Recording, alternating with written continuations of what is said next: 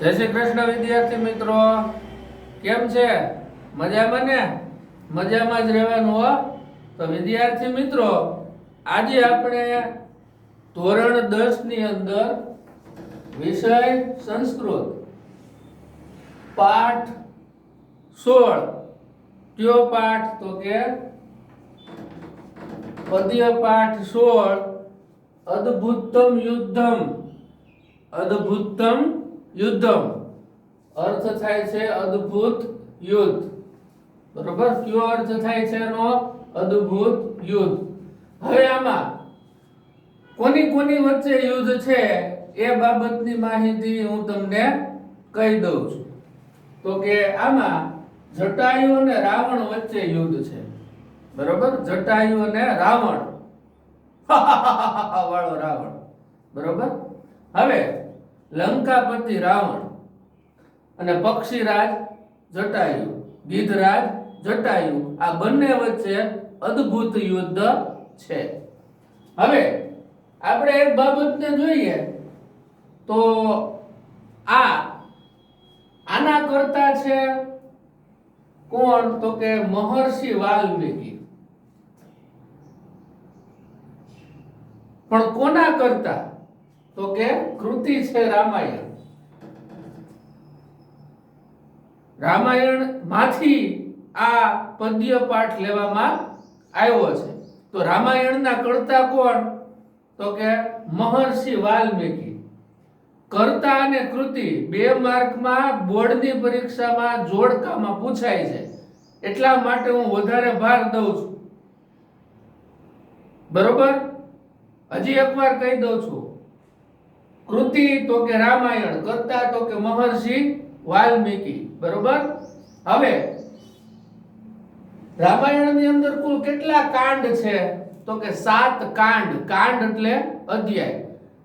જે મહાભારતની અંદર 18 પર્વ હતા એટલે કે 18 અધ્યાય હતા, એમ રામાયણની અંદર 7 કાંડ છે એટલે કે 7 અધ્યાય. બરોબર? હવે રામાયણને આદિ કાવ્ય પણ કહેવામાં આવે છે. રામાયણને આદિ કાવ્ય એટલે ખૂબ પ્રાચીન છે. આ વિદ્યાર્થી મિત્રો, બહુ પ્રાચીન મહાકાવ્ય છે અને આદિ કાવ્ય કહેવામાં આવે છે. અને મહાભારત છે, મહાભારત એ દુનિયાનું એમ કહીએ કે ભારતનું સૌથી મોટું કાવ્ય છે. પેલા રામાયણ બન્યું, પછી મહાભારત બન્યું. તો રામાયણની રચના કયા કાળમાં થઈ? તો કે ત્રેતા યુગમાં થઈ. રામાયણની રચના ત્રેતા યુગમાં થઈ. એમાં વિષ્ણુ ભગવાન છે, વિષ્ણુ ભગવાન એને રામ તરીકે પૃથ્વી ઉપર જન્મ લીધો હતો અને લક્ષ્મીજીએ સીતા તરીકે પૃથ્વી ઉપર જન્મ લીધો હતો. બરોબર? આ પૃથ્વી ઉપર જ્યારે અધર્મ વધી જાય છે વિદ્યાર્થી મિત્રો, ત્યારે અધર્મનો નાશ કરવા માટે હંમેશા ઈશ્વર જન્મ લે છે અને લે છે. બરોબર? હવે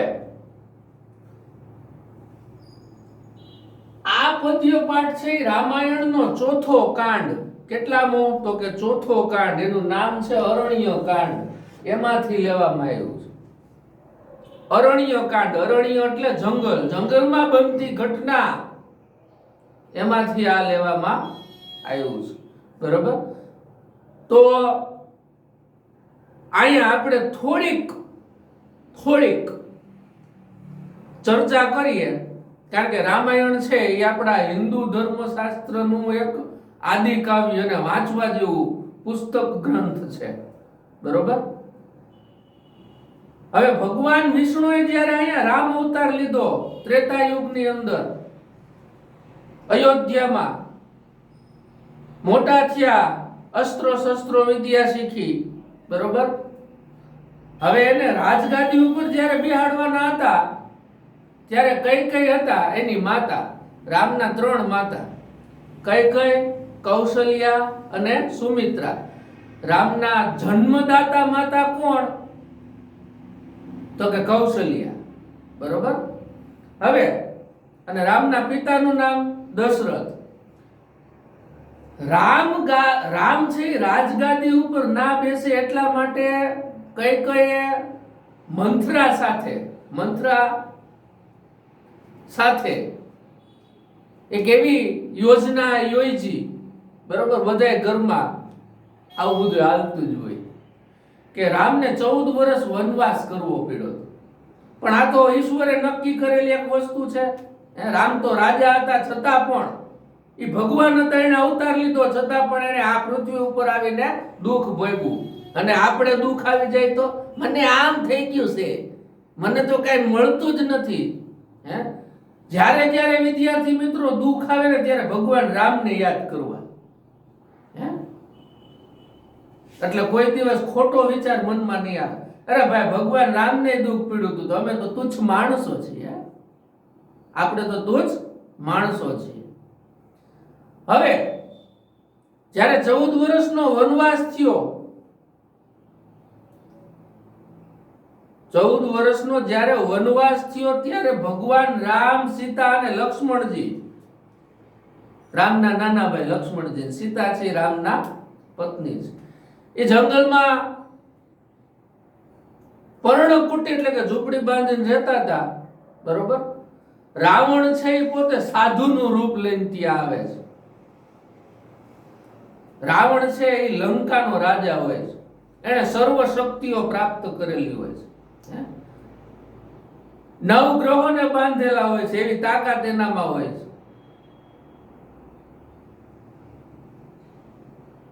અને ભગવાન શિવનો મોટામાં મોટો ભક્ત એટલે રાવણ. પણ એ જ્ઞાની પણ એટલો હતો, ધર્મનિરપેક્ષ પણ એટલો હતો, અસ્ત્રો શસ્ત્રોનો જાણકાર પણ એટલો હતો, રાજનીતિનો જાણકાર પણ એટલો હતો. હું કોની વાત કરું છું? રાવણ. પણ એનું મૃત્યુ એટલા માટે થયું કે એને અભિમાન આવી ગયું. કારણ કે સ્વાભાવિક છે કે જે વ્યક્તિ હોય, બરોબર, એને બધી શક્તિઓ જ્યારે પ્રાપ્ત થઈ જાય ને ત્યારે એને અભિમાન આવી જાય. પણ અભિમાન ન આવે ઈ વ્યક્તિ મહાન કહેવાય. પણ રાવણને અભિમાન આવી ગયું કે ભાઈ હું તો હવે આખી પૃથ્વીને જીતી લઈશ, હું તો ઇન્દ્રને હરાવી દઉં છું, બધા લોકો મારથી બીવે છે, હું રાક્ષસોનો રાજા છું, એવું અભિમાન આવી ગયું. હવે પર્ણકુટીમાં માતા સીતા, ભગવાન રામ અને લક્ષ્મણજી રહેતા હોય છે. રાવણ છે સાધુનું રૂપ લઈને આવે છે, ભિક્ષાંદેહી માતા. પણ લક્ષ્મણજી છે એ એક લક્ષ્મણ રેખા બાંધીને ગયા હોય છે. સીતાજીને એમ કીધું હોય આ રેખા વટતા નહીં, બરોબર, આ રેખા વટતા નહીં. પણ રાવણ કપટ કરીને સીતાજીને રેખા વટાવવા મજબૂર કરે છે અને સીતાજી છે એ રેખા વટી જાય છે. ઈ લક્ષ્મણ રેખા જ્યારે સીતાજી વટી જાય છે ત્યારે રાવણ સીતાજીને ઉપાડીને હરણ કરીને, અપહરણ કરીને લંકા લઈ જાય છે. હવે રાવણ આગળ એક પુષ્પક નામનું વિમાન હતું, બરોબર, એ રથમાં પણ પરિવર્તિત થતું, એટલે કે જમીન ઉપર પણ હાલી શકતું અને ઉડી પણ શકતું. ઈ એને પોતાના સાવકાભાઈ કુબેર આગળથી મેળવેલું હતું, બરોબર. હવે ઈ જ્યારે એને લઈ જાય છે, કોને? તો કે સીતાજીને. કોણ? તો કે રાવણ. ત્યારે જંગલની અંદર જટાયુ નામનો ગિધરાજ છે, વૃદ્ધ હોય છે. એ એક વૃક્ષ ઉપર વનસ્પતિમાં બેઠેલો હોય છે. હવે એ જોવે છે આમ કે કોઈ સ્ત્રીનું, ભારતની કોઈ સ્ત્રીનું અહીં અપહરણ થઈ રહ્યું છે, આ અયોગ્ય છે, આ અયોગ્ય છે. અને જે વ્યક્તિ ઈ સ્ત્રીનું અપહરણ કરે છે એને હું અહીંથી જવા તો નહીં જ દઉં, હું જ્યાં સુધી જીવતો છું ત્યાં સુધી. કોણ વિચારે છે? તો કે ગીધરાજ જટાયુ, પક્ષીરાજ જટાયુ. હવે એ જ્યારે રાવણ છે એ સીતાજીને લઈને જાતો હોય છે રથમાં અપહરણ કરીને, ત્યારે જટાયુ છે એ રાવણને રોકે છે. શું કે છે? બરોબર કે ભાઈ રાવણ, તું આ રહેવા દે, તું તો મોટો જ્ઞાની વ્યક્તિ છો, રાજનીતિજ્ઞ છો, રાજા છો,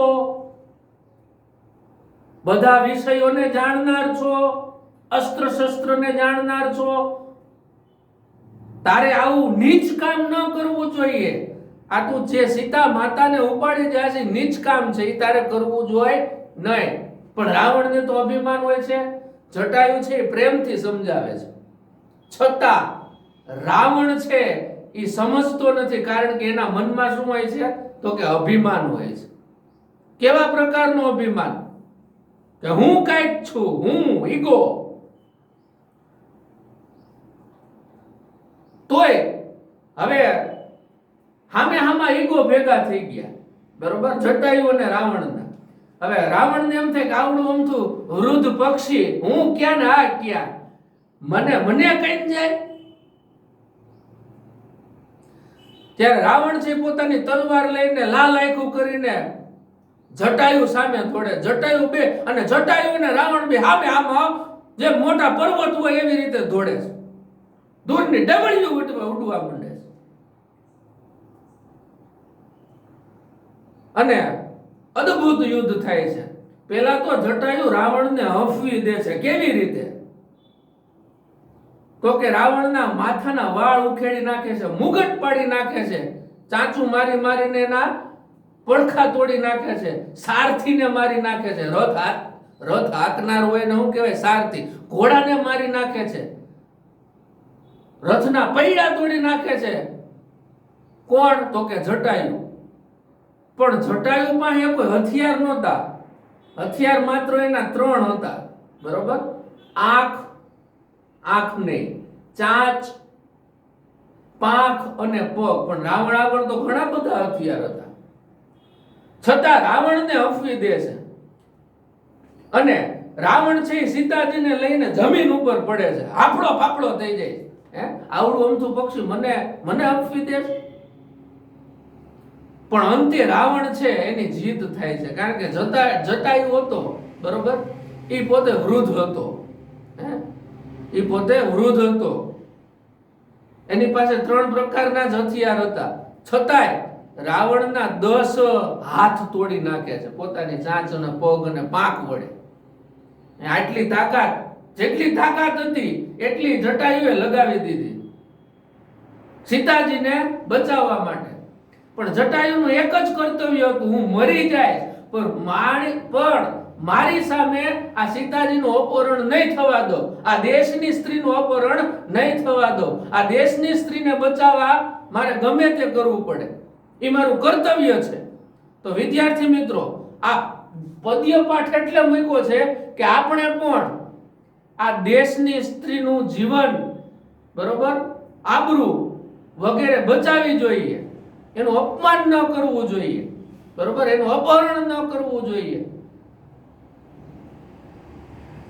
તો આપણે એવા સારા મનુષ્ય બનવા જોઈએ. કારણ કે સ્ત્રી છે એ લક્ષ્મી છે, સ્ત્રી છે એ સરસ્વતી છે, સ્ત્રી છે એક માં છે, એક બેન છે, એક પુત્રી છે, ઘણા બધા રૂપ છે. માટે કોઈ પણ સ્ત્રી સાથે જો અન્યાય થતો હોય તો આપણે ત્યાં લડી લેવું જોઈએ. પછી આપણામાં ભલે ઓછી તાકાત હોય, નહીંતર રાવણ તો કેવડો મોટો જ્ઞાની હતો, છતાં પણ જટાયુ એની સાથે લડ્યો. તો વિદ્યાર્થી મિત્રો, આપણે હવે આમાં આ પદ્ય પાઠમાં 10 શ્લોક છે, બરોબર? આ પદ્ય પાઠમાં 10 શ્લોક છે અને 10 શ્લોક છે અનુષ્ટુપ છંદમાં છે. પેલા 3 શ્લોકની અંદર જટાયુ છે રાવણને પ્રેમથી સમજાવે છે, જે આપણે જોશું. પછી સામે સામે જે યુદ્ધ થાય છે, દોડે છે, ઈ ઘટના દર્શાવવામાં આવે છે અને પછી અદ્ભુત યુદ્ધ થાય છે. અંતે તો જટાયુ છે એ મૃત્યુ જ પામે છે. રાવણ છે એ પોતાની તલવારથી જટાયુને સ્વર્ગવાસે પહોંચાડી દે છે. પણ ખરેખર જટાયુનું જે સાહસ છે એ અદ્ભુત છે, એટલે એને અદ્ભુત યુદ્ધ કહેવામાં આવ્યું છે. તો વિદ્યાર્થી મિત્રો, હવે આપણે પહેલો શ્લોક જોઈએ. હવે જટાયુ છે એ ગીધરાજ છે, પક્ષીઓના રાજા છે, બરોબર.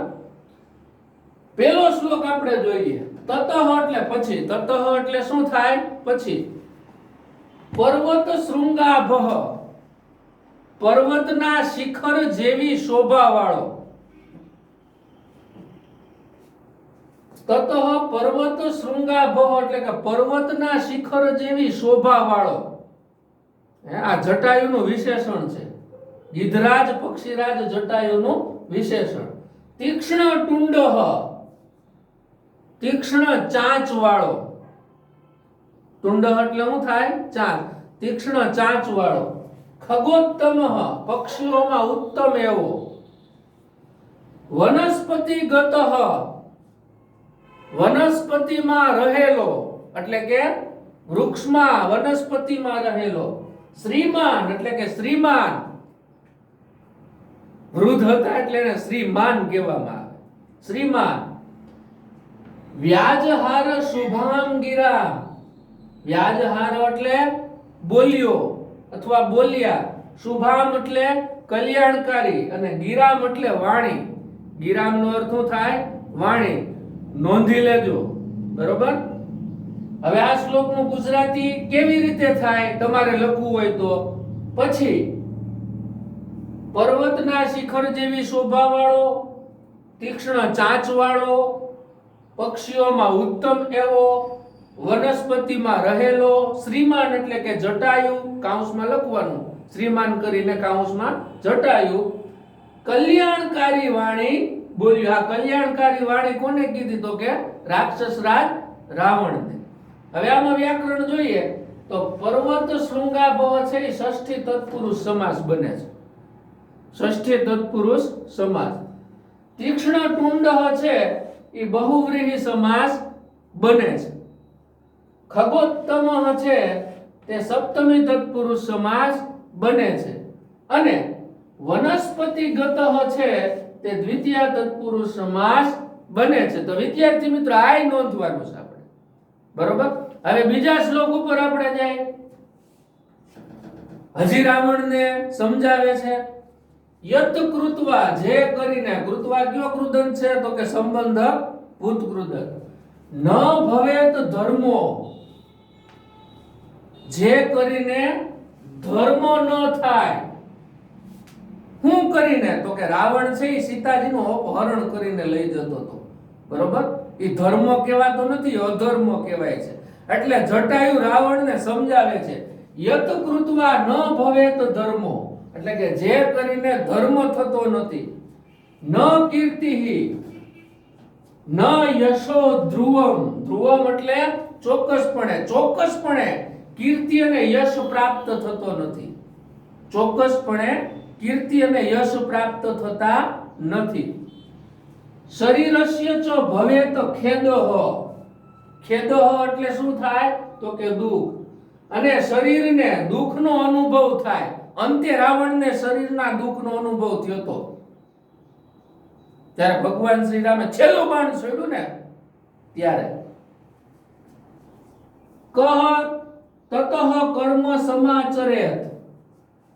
કહ તત, આ અમે સંધિ છૂટી પડી. કસ તત એટલે કે ક તત, કહ તત એટલે કસ તત કર્મ સમાચરેત, બરોબર. તેવા પ્રકારનું કાર્ય કોણ કરે અથવા તેવા પ્રકારનું કર્મ કોણ કરે? એમ જટાયુ રાવણને એમ કહે છે, સમજાવે છે. કેવી રીતે સમજાવે છે? તમારે લખવું હોય તો આવી રીતે હું ભાષાંતર બોલું છું. જે કરીને ધર્મ ન થાય, જે કરીને કીર્તિ કે યશ પ્રાપ્ત ન થાય, બરોબર.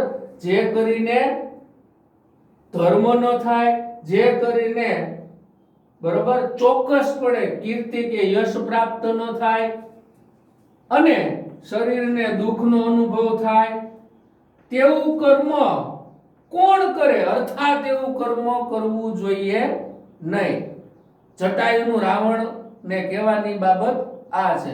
તો વિદ્યાર્થી મિત્રો, હવે હું થોડોક આગળ વયો જાઉં છું, તમે સ્ક્રીનશોટ પાડી લેજો.